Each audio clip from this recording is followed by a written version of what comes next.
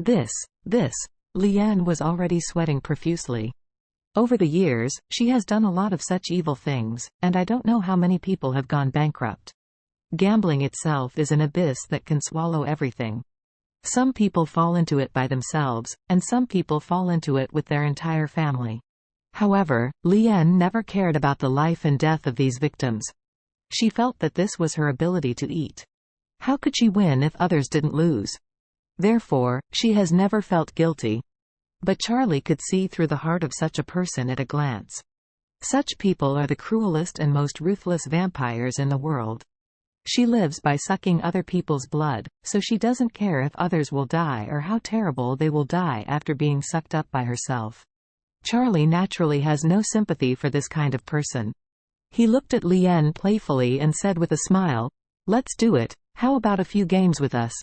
Leanne was stunned, and asked in surprise, "Mr. Wade, what are you going to play?" Charlie said, "I don't know how to gamble. I don't know how to play poker, mahjong, or pai gow.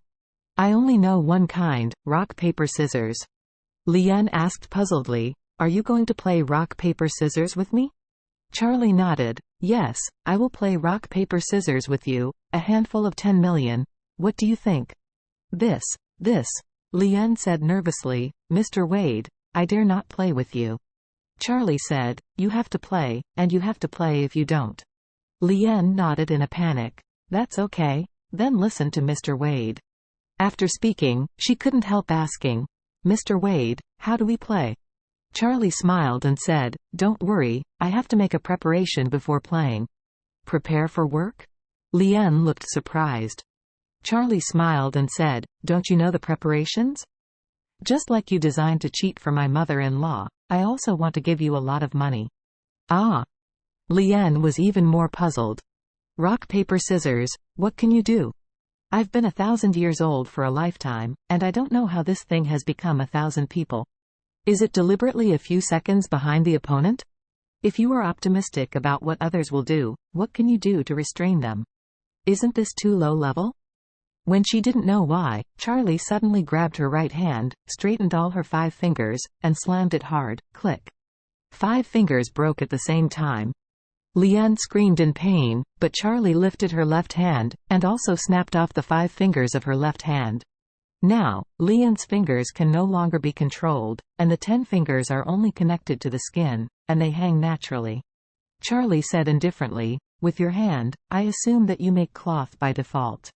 If you want to make a rock, you have to make a fist with 5 fingers. If you want to make scissors, you have to make a verses, do you understand?" Leanne cried and said, "Mr. Wade, all of my 10 fingers are broken. I can't get out of rocks and scissors." Charlie said disdainfully, "Then I don't care, you can't get out, it has nothing to do with me. Besides, when you give a lot of money to others, isn't it also a chance for the other party not to win? Let you taste it today." "What do you mean by the way of the person, and the body of the person?" Leanne collapsed. Unexpectedly, Charlie looked harmless to humans and estupidals, and his methods were so ruthless. He broke her 10 fingers, and then played rock paper scissors with her. Now she can only produce cloth. Wouldn't he lose as many as he plays? Charlie looked at Leanne at this time and said blankly, "Come on, let's start." With that, Charlie waved his hands while muttering in his mouth, "Scissors, rocks, cloth." As soon as the voice fell, he immediately gestured a scissors hand. Leanne couldn't control her fingers at all, so she could only look at Charlie with the eyes of a dead mother. Charlie smiled slightly and said, "I produce scissors and you produce cloth. I won. You owe me 10 million. After speaking, Charlie said again, "Come on, let's play the second one. Scissors, rock, cloth. Oh, I won again, you owe me 20 million. Come on, the third one. Scissors, rock, cloth. You are really sincere, why do you always make money? You really can't do anything about it. You owe me 30 million. Charlie amused himself, and soon won 10 against Leanne, accumulating 100 million. So Charlie said to her, "Come on, settle the account."